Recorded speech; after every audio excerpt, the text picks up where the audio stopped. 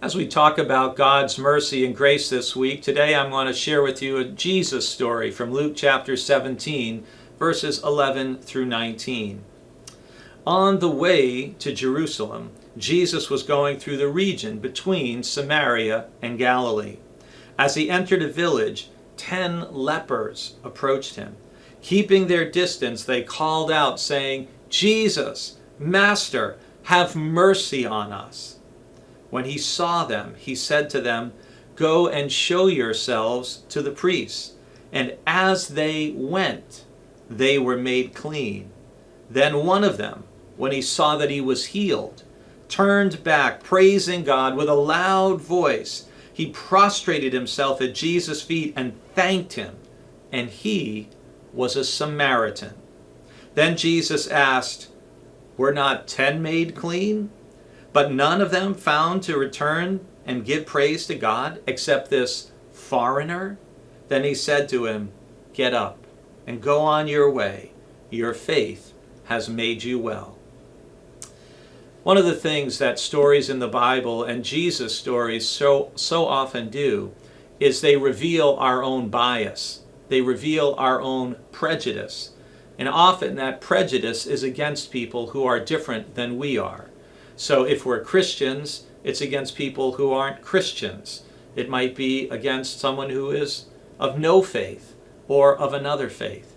If we are Americans, we may have prejudice or bias against people from another country that we don't like, that we don't feel has treated our country well or appropriately.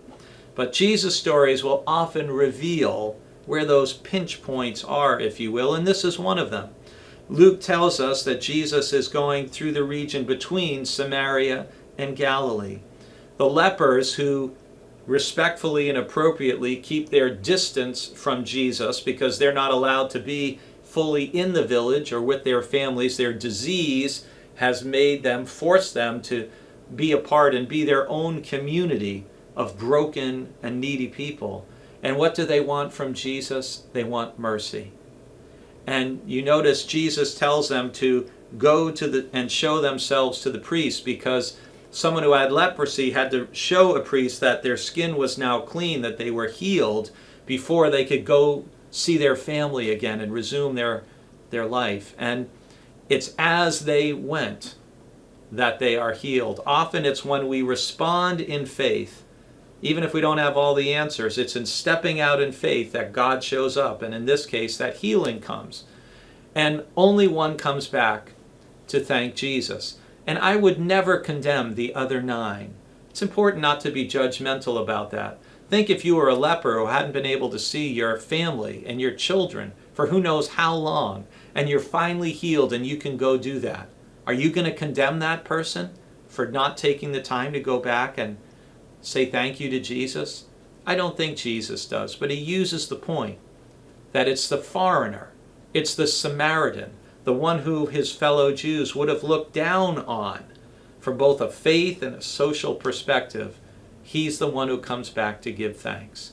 It's important for us to remain open to the fact that God speaks through and uses other people, even people we may look down on. God doesn't look down on anybody. Go and be merciful today.